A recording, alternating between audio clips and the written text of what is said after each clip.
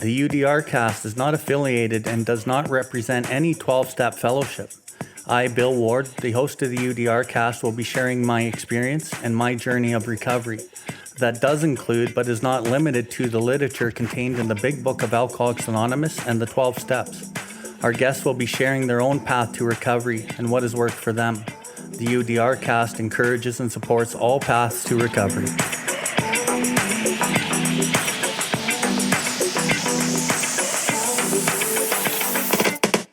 Welcome everybody to the UDR cast. UDR stands for Uncover, Discover, and Recover. My name is Bill Ward, and I'm coming to you from the recovery capital of Canada, Calgary, Alberta. Here we are going to discuss everything recovery, different perspectives, different experiences, both with the people I know and with others from around the world. If you resonate with anything you've heard on this episode today, we ask that you share it with anyone who you think may benefit from it. If you have any questions or comments, please find us at Billwardlife and send us a message in the info section. We'll get back to you as soon as we can. If you are interested in more recovery content, you can find the buttons for the YouTube channel and other social media outlets on the homepage, and you will be redirected to those platforms. We can recover, one person, one family, one community at a time.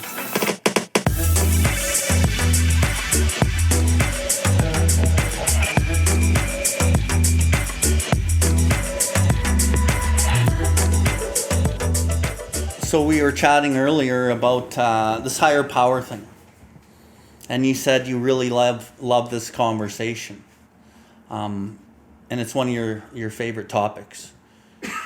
Can you start us off on what you love about that topic? That's very broad, and kind of funnel it into what you love about it.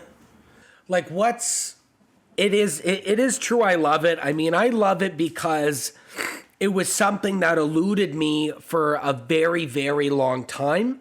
And like understanding that without the solution of alcohol and these other things that I had used, the absence of that is an absolute nightmare. As we talked about this irascible discontent, we've chatted about the hideous four horsemen: terror, bewilderment, frustration, and despair. Going into the program and this house of cards, I like to call it a house of cards, God. And the base explanation in the rooms of this house of cards God is, I should have died doing the things that I had done. I am alive. There's a God. The story goes Christmas 1978. The wife told me she would leave if I didn't sober up. I left drunk. I smacked up the car. I've been sober ever since. They told me I was supposed to die in that accident. I've been sober. There's a God. And I never agreed with that. I always knew that there was a couple of premises that were crooked about that. I didn't necessarily know why. But as I moved through my life, I've seen a lot of negative things that I had realized that if I had adopted that premise, there would have been so many holes punched through it, Like, I'm alive. I am the shitheel of society. I mean, as I go through the step 5, I actually take a very accurate self-appraisal of who I am. No unwarranted pride involved in that. No false sense of pride, false sense of accomplishment. All the chips out are laid on the table. And I understand that, for lack of a better term, I am fucking a piece of shit. That's how I've operated. Coming to that premise, going to these rooms, this house of cards God, right? Across the street, Mr. Jones has 3 kids. He's a family man trying to make a go of it. His 6-year-old son gets hit by a car. God for me, piece of shitheel of society, but no God for Mr. Jones. And that whole thing is what I've spent years and years of my recovery contemplating, seeing, meditating, and probably one of the two biggest things that have come to me, one of which is the mainstay of how I combat this, is the pieces of the puzzle. A lot of these things that happen that I perceive to be negative, you got to remember that's just a perspective. That's not grounded in reality at all. I could perceive something to be negative. I could perceive it to be positive. Doesn't mean that it's necessarily so. But with this situation that has happened, or whatever situation that comes, with that perspective, all it is a piece of the puzzle. A lot of the times I'm not given a full picture. Like one example is Kelly was in school to be a social worker, and she had to take some grievance counseling. And at the start of these courses, everybody raised their hand, and why are you here? What's your name? Little background type of stuff. And there was a woman in there who had lost her daughter to cancer. I believe she was 4 or 6, and the grief counselor that had taken her through the process of grieving was so powerful for this woman that she in turn wanted to do the same thing. And knowing that she had lost a child herself, it wasn't all book smarts. She would come from it from a very practical standpoint. Being able to take something so negative to benefit the many is the full picture. Her losing her daughter is a piece of the puzzle, and her being able to benefit the many is the full picture. So in essence, her ability to work through that difficulty and learn and grow an understanding of herself, and to build the strength and the fortitude within self, within her own being, to get through that. And a lot of that purpose is to share her experience with others so that they may not have to go through all the bullshit that could come with the loss of a child. Yeah, the ending of the story is an example of what could be called God. Right. So Jordan Peterson talks a lot about this. Using your experiences and building. He talks about if your ark is not built, when the storm comes, you're going to fucking drown. And the ark that this woman had built was going through this experience, learning about herself and building more strength and fortitude. I don't know this woman. I don't know if she had a God. I would assume that there was something she was trying to rely on. Pretty God-oriented. Right? And through that, she got through the storm. And she was able to get through anything, including one of the biggest catastrophes. And Peterson talks about getting through anything in life if your life has some meaning and purpose. But this principle, what I'm talking about is I'm talking about the headline not being God. I'm talking about behind the scenes is where you find God. Right? So even still, I remember, so two things. My own experience being sexually abused as a child, not knowing where that piece fits. Having that piece of the puzzle 4 decades of my life. The first man I sponsored that went through the same experience, that I am now given the full picture. Right? So in regards to, and this is something we've chatted about, this is something that we both understood, this is something that we both utilize, is in regards to the question of God, what is a man going to use in a certain part of the We Agnostic of the book? And a lot of us rely on a dead relative out of your own experience. And I remember going through, being able to utilize this actually in different ways. One of the most profound ways is that if this man has lost somebody prematurely, it is not the cycle of life that a child dies before the parents. That is unnatural. For the parent for the parent to pass away from the child, it's a natural state of life. So for there to be the parents dying unnaturally before, parents die in their, let's say, 90s or 80s, whatever, and the child is in their 50s or 40s, right? But for a child to lose both parents at the age of 10 is unnatural. And so this had happened to another guy, that exact situation. He had lost both parents in a car accident.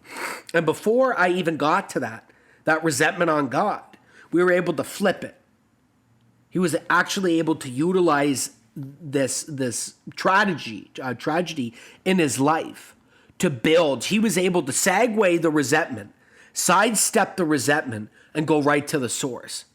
And I've been able to do this many times before where a lot of the times I'm getting rid of, as a byproduct of the process, I am getting rid of some of his biggest blockades towards some sort of spirituality, towards some sort of God.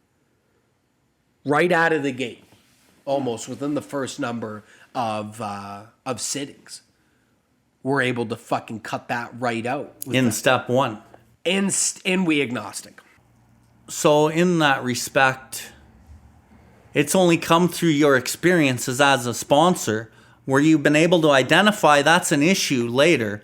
So now you're able to kind of nip that off in the butt way earlier in the process. So by the time you get to the point where this is important, you've already dealt with it, right? And that came through your experience? Yeah, but like it is actually something that came through Bill Wilson's experience, that he understood that if he feels this way, he believed that it was pretty common that most people would feel that way as a humility standpoint. So in my own experience, this House of Cards God is something that I saw in my own life. I was able to see it in a couple other sponsees, and then it was something that I moved towards its correction very early on and fucking made sure that, we agnostic conversations can go one piece for hours. And that is the necessary part of the fucking process, at least as far as I'm concerned. I want to get you away from this House of Cards God. We need something tangible. Not, I pray to God, God fucking talks to me and him have an open dialogue. That's not, that kind of nonsense is theories and opinions, right? Nowhere in the big book does it say that. So we got to cut out a lot of those theories and opinions and get something that is common sense. Get something that is practical, that is tangible.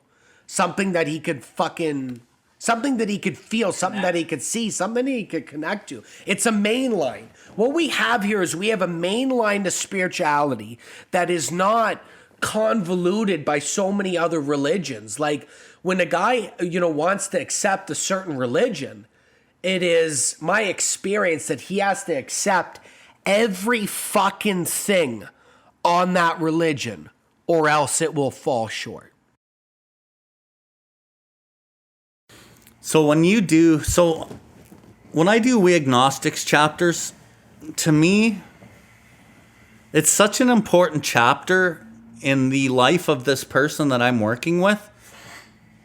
And I've seen people's lives change in that 2 or 3 hour session and never be the same person again because of the delivery of that chapter.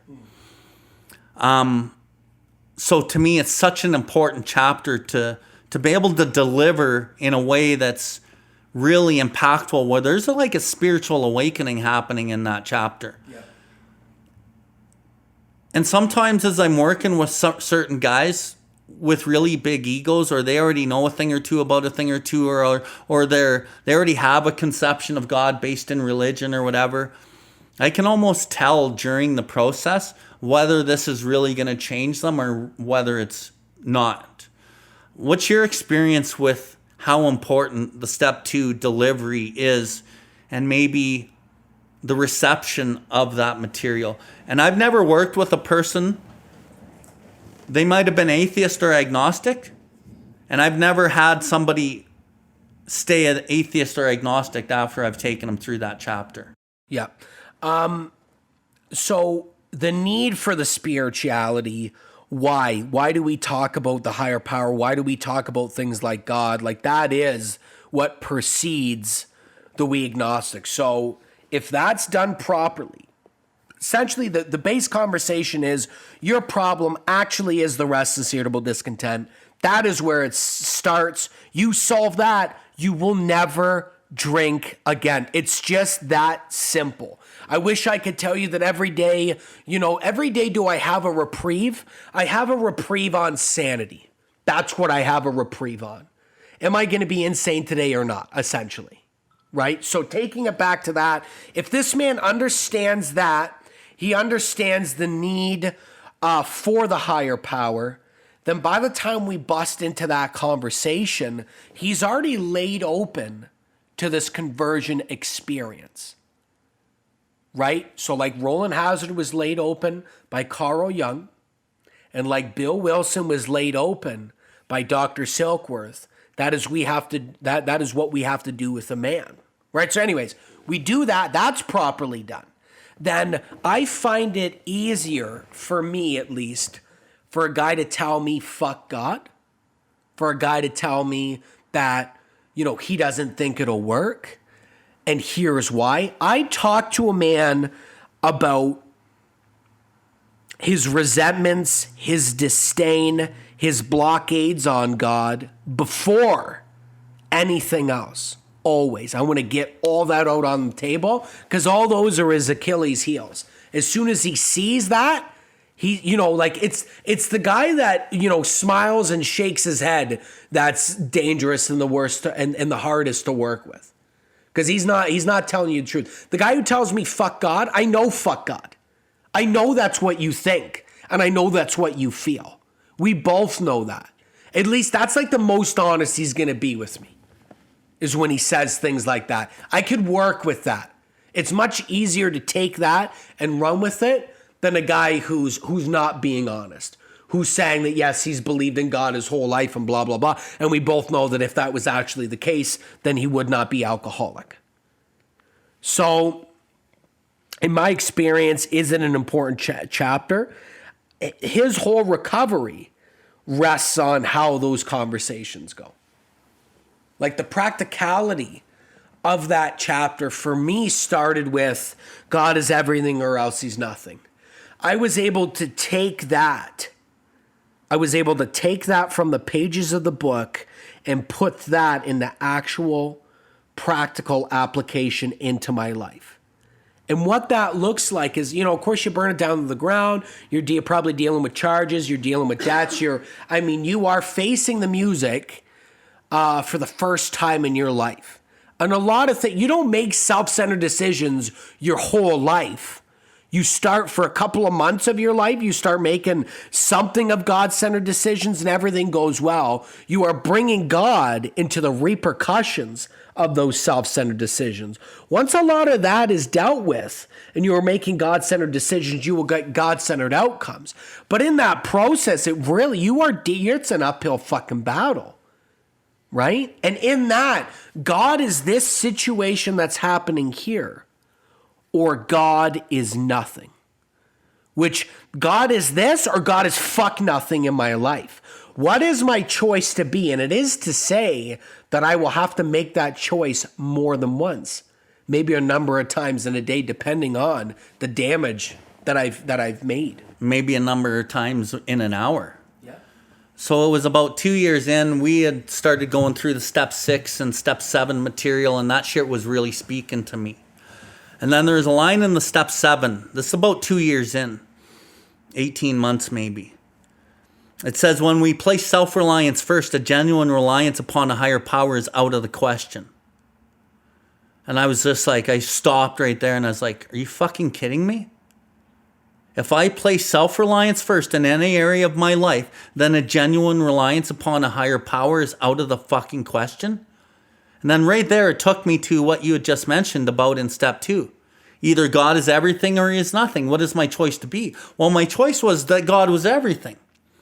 But I realized at that moment, that was an ego decision that God was everything. Because when I looked at the actual facts of my life, I was placing self-reliance first. So this genuine reliance upon God, it was actually out of the question.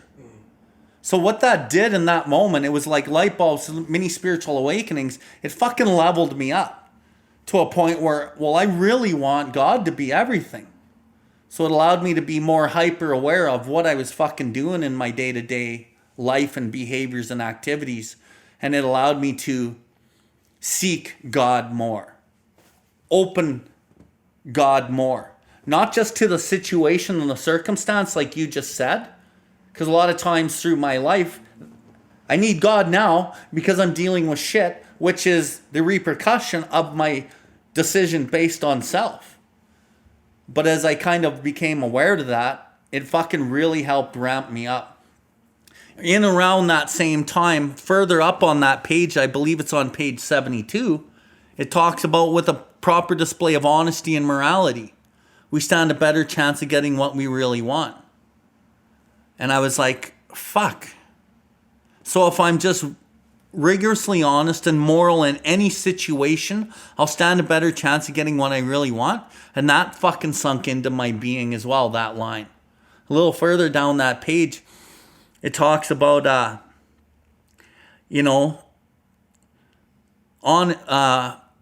true love of man and God was the daily basis of living. And I'm like, really? Is that really the daily basis of my life? True love of man and God? All of these things on that one page were just hitting me like left and right. And it fucking changed everything. And then as I started living more with God, following the directions more, because like we said earlier, some of this I didn't really understand. But as the time went by and I was in the literature more and more, a lot of this started clicking. And then there's another line in that step 7. The most profound result of all was our change in our attitude towards God. And what I like to say about that line is God becomes the attitude. And when you look at the word attitude in the big book, it works when we have the proper attitude and work at it. With this attitude, you cannot fail. And there's a number of places where the word attitude is in the big book. And what I've come to the understanding by being in the literature and my own experiences, the word attitude means reliance on God. It works when we have the proper attitude, reliance on God, and we work at it, prayer and meditation.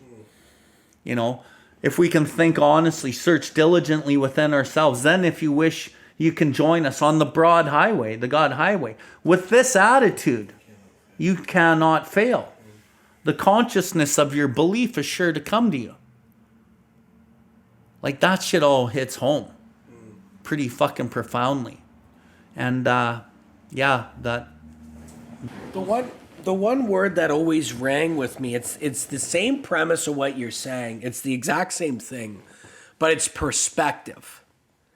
Like for me, when I could be in the perspective of self, dominated by self, or I could be in the perspective of God.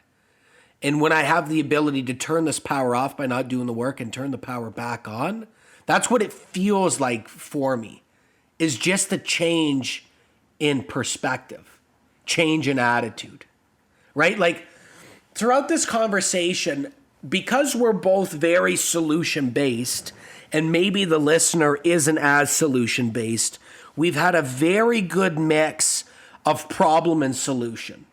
I think a pretty good balance of problem and solution. But much like in step 1, the process starts with the problem.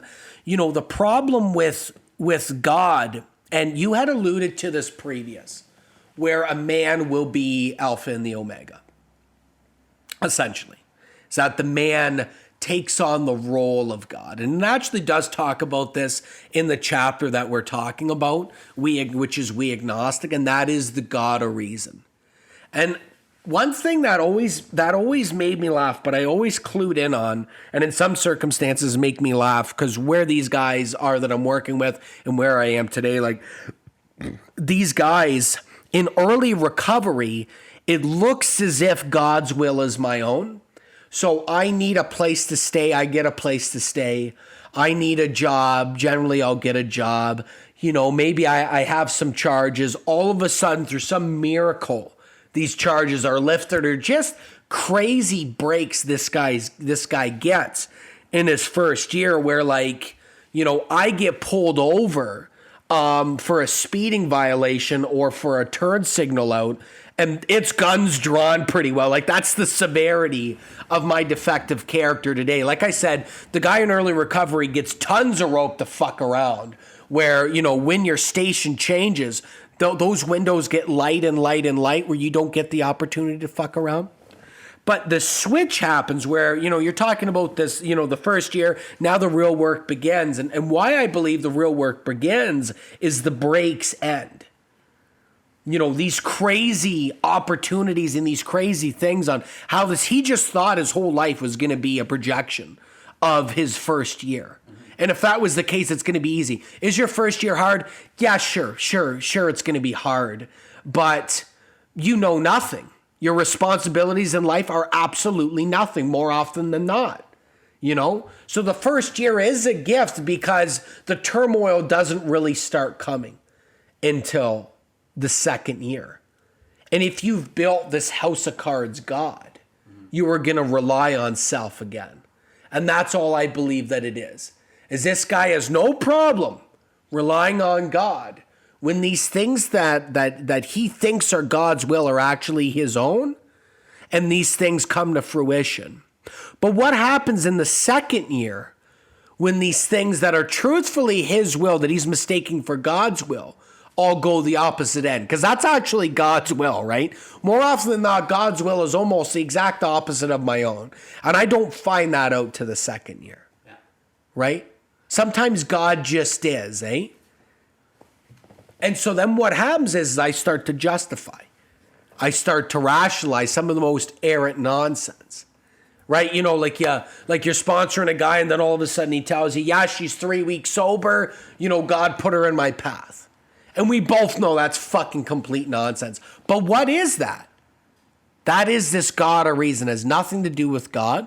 The God of reason is more comfortable. The God of reason is what's kept this man in sobriety from blowing his brains out. God of reason tells me when I'm drinking that it'll work out. God of reason tells me that, no, if I do X, Y, Z, it will equal this, right? And in some respects, in some respects that does work out, in some respects. But when alcohol is involved, that really blows the whole God of reason out the window. And then when this dishonesty comes in, that really blows the God of reason out the window. The God of reason is based in force, and it takes a lot of power to run it, a lot of self-power. But God's power is infinite, and it takes absolutely no effort to run. It takes discipline. Thank you for tuning in to the UDR cast. We hope you have enjoyed this episode. The viewpoints and the opinions expressed today were solely of the individual sharing them. If you resonated with this episode, please follow us and share this link with anyone that may benefit from it. Please visit us at Billwardlife to see everything that we have going on. We can recover, one person, one family, one community at a time.